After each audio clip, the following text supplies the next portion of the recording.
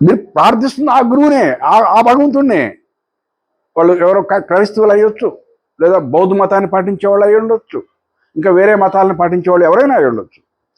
వాళ్ళు ఇప్పటికీ యోగాభ్యాసం మొదలుపెట్టిన తర్వాత కూడా వాళ్ళు గురువుని పూజిస్తున్నారు అంటే వాళ్ళు ఇంతకుముందు వాళ్ళ మతాల్లో ఏ భగవంతుడిని అయితే పూజిస్తున్నారో ఆ భగవంతుడినే. ఎందుకంటే భగవంతుడు ఏం వేరు వేరు కాదు కదా. ప్రపంచంలో ఉన్న మనుషులందరికీ భగవంతుడు ఒకటే కదా. వాళ్ళు జపాన్ వాళ్ళు అవ్వచ్చు, అమెరికా వాళ్ళు అవ్వచ్చు, మరి భారతదేశంలో వాళ్ళు అవ్వచ్చు. ఏ దేశంలో ఉన్న ప్రజలైనా అందరికీ ఉన్నది ఒక భగవంతుడే.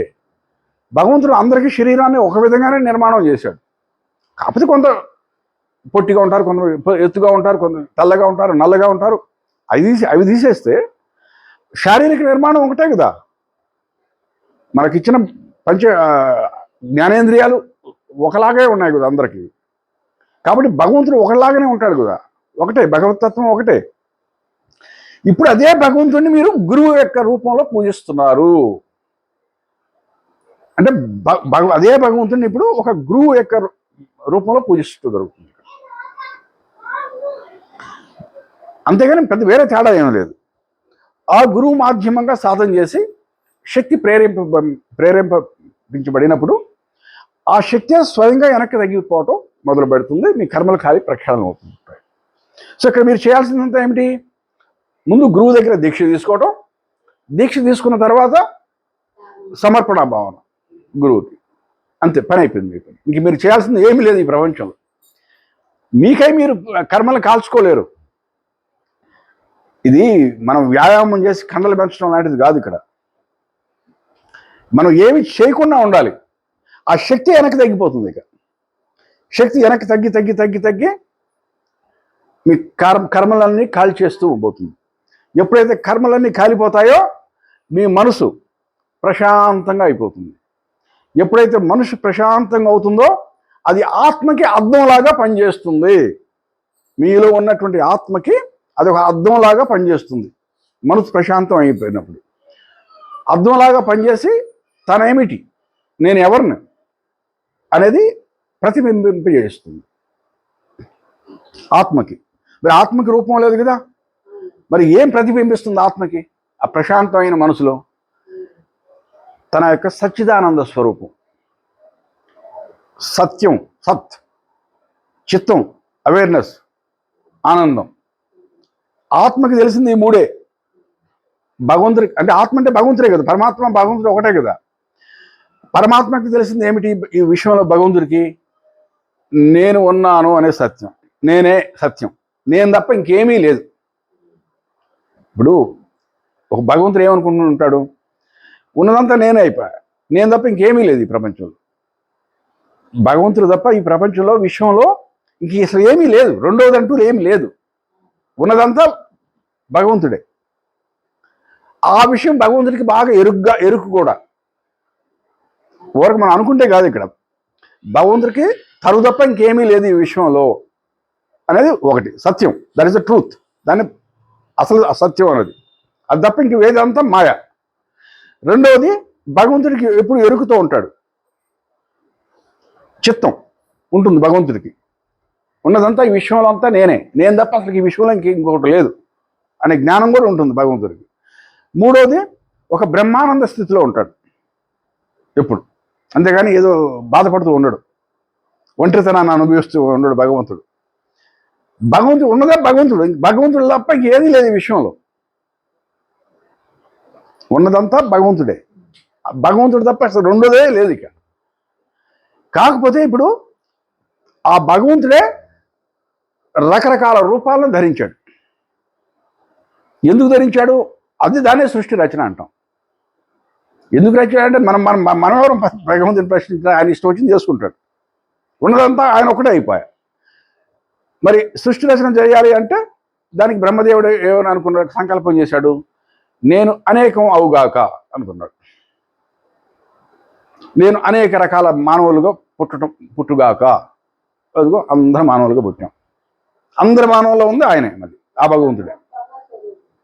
ఆ భగవంతుడే ఉంది, తేడా ఏమి లేదు. మళ్ళీ అంటే మనం పెద్ద అద్దం తీసుకుంటామండి. అద్దం ఒకటిగా ఉన్నప్పుడు మనం చూసుకున్నప్పుడు మన ముఖం కనిపిస్తుంది. దాన్ని ముక్కలు ముక్కలుగా వగలగొట్టండి, ప్రతి ముక్కలో నుంచి మన ముఖం కనిపిస్తుంటుంది. ఇది కూడా అంతే. తనకై తనని ముక్కలు చేసుకున్నాడు భగవంతుడు. అందరి నుంచి తనే ప్రతిబింబిస్తున్నాడు. అయితే ఇది ఇప్పుడు అది తెలుసుకుంటున్నాడు. ఇప్పుడు ప్రతి అద్దం ముక్క అని చెప్పాను కదా, ఈ ప్రతి అద్దం ముక్కలో ఏమవుతుందంటే తనకై తను చూసుకోలేకపోతున్నాడు. ఇప్పుడు ప్రతి జీవిలో ఇరికిచ్చేశాడు, తనకై తను ఇరుక్కుపోయాడు. ప్రతి జీవిలో ఇరుక్కుపోయి 5 రకాల ఆవరణలతో కప్పబడింది ఆత్మ. ఆ శక్తి ఎక్కడి నుంచి వచ్చింది? తనదే. తన శక్తి తనను కప్పేసింది ప్రతి ముక్క.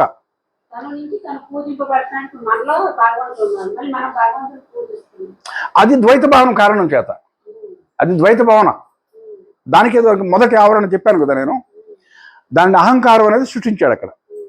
ఇప్పుడు శక్తి బాహ్యంగా పోతున్న శక్తి ఎప్పుడైతే వెనక్కి తగ్గుతుందో అక్కడ అహం కూడా కరిగిపోతుంది అక్కడ. ఇప్పుడు మీరు నిద్రపోతున్నప్పుడు మీకు ఏమైనా ఎరుకుందా? నేను భగవంతుడిని పూజించాలి రేపు ఉదయాన్నే లేచి, మీరు అసలే నిద్రపోతున్నారు, ఏమీ లేదు. ఇప్పటిక ఆ నిద్ర, గాఢ నిద్రలో మీకు భగవంతుడు లేడు, మీరు లేరు, పూజ లేదు, ఏమీ లేదు. ఎందుకంటే అహం అనేది సంపూర్ణంగా విలీనమై ఉంది ఆ టైంలో. సంపూర్ణం అంటే కంప్లీట్గా కాదు. మీరు కళ్ళు తెరవగా నిద్ర లేవగానే మళ్ళీ అహం ఉద్భవిస్తుంది. ఒక సుషుప్తమైన స్థితిలో ఉంటుంది అహం అనేది. అహం లేదు కాబట్టి మీకు ఇంక ఏ ఎరుక ఉండదు. ఇక ఇప్పుడు జాగృత అవస్థలో ఆ అహం అణిగిపోయినప్పుడు అది మీకు తెలియాలి. మీకు మనసులో మీ ఆత్మకి మీకు అది అవగతం కావాలి. ఎప్పుడు అవగతం అవుతుంది? తనకై తను ఎలా చూసుకోగలరు? ఏదో ఒకటి అర్థంలాగా పనిచేస్తేనే కదా. ఇప్పుడు మీ ముఖాన్ని మీరు ఎలా చూసుకుంటారు? ఇది ఇది వస్తువు కావాలి కదా మీకు, ఒక అర్థంగా పనిచేయాలి. అర్థమన్నా కావచ్చు, లేకపోతే ఒక కుండలో నీళ్లు, ప్రశాంతంగా ఉన్న నీళ్ళ తొట్టి అన్నా కావాలి, లేకపోతే ఇంకేదన్నా మీకు మెరిసేది ఏదన్నా కావాలంటే కాంతి కిరణాలు మీకు ప్రతిబింబింపబడాలి. అప్పుడే కదా మీరు చూసుకోగలదు మీరు. అలాగే ఆత్మకి తనకై తను ఎలా చూసుకుంటుంది? అందరూ అంటుంటారు ఆత్మదర్శనం అయింది అని. ఆత్మదర్శనం ఎలా అవుతుంది? అదే దాని ఆత్మకి రూపమే లేకపోయా అసలు. మరి ఏమి దర్శనం అవుతుంది? ఎలా దర్శనం అవుతుంది? మనసు ప్రశాంతంగా అయినప్పుడు మనసు అర్థంలాగా పనిచేస్తుంది కాబట్టి, అంటే ఆ మనసే కదా కప్పేస్తుంది ఆత్మని, 4 వైపుల నుంచి కప్పేస్తుంది. ఉల్లిపాయ లాగా, ఉల్లిపాయ మధ్యలో ఆత్మ ఉంటే ఆ ఉల్లిపాయ మీద ఉన్న ఒక పొర మనసు అన్ని వైపుల నుంచి ప్రతిబింబించేస్తుంది అనమాట. తనకైతే తన రూపాన్ని ప్రతిబింబిస్తుంది. మనసు ప్రశాంతం అయిపోతే అప్పుడు ఆత్మకు అర్థమవుతుంది, ఓహో నేను ఇలానా, అంటే నేను అనుకున్నది కాదు, నేను ఫలానా ఊర్లో పుట్టాను అనుకున్నాను, ఫలానా వాడిని అనుకున్నాను, కాదు, నేను భగవత్ స్వరూపుణ్ణి అనే విషయం అవగతం అవుతుంది. సచ్చిదానంద స్వరూపం అనేది అవగతం అవటం మొదలవుతుంది. అది ఒక్కసారిగా కాదు, కొంచెం కొంచెం. భగవద్గీతలో కూడా చెప్తాడు కృష్ణుడు, కొంచెం కొంచెం, ఒక్కసారి కాదు. అది అవగతం అయ్యే కొంది ఆధ్యాత్మిక స్థితికి వెళ్ళిపోతుంది అనమాట. ఉన్నత స్థాయికి వెళ్ళిపోతుంది. ఏదో ఒక స్థితిలో ఇక శరీరాన్ని వదిలేసి వెళ్ళిపోతుంది. ఇక మళ్ళీ పుట్టడం చావటం అనేది ఇది జరగదు. అంటే శక్తి బాహ్యంగా పోతున్న శక్తి వెనక్కి తగ్గాలి.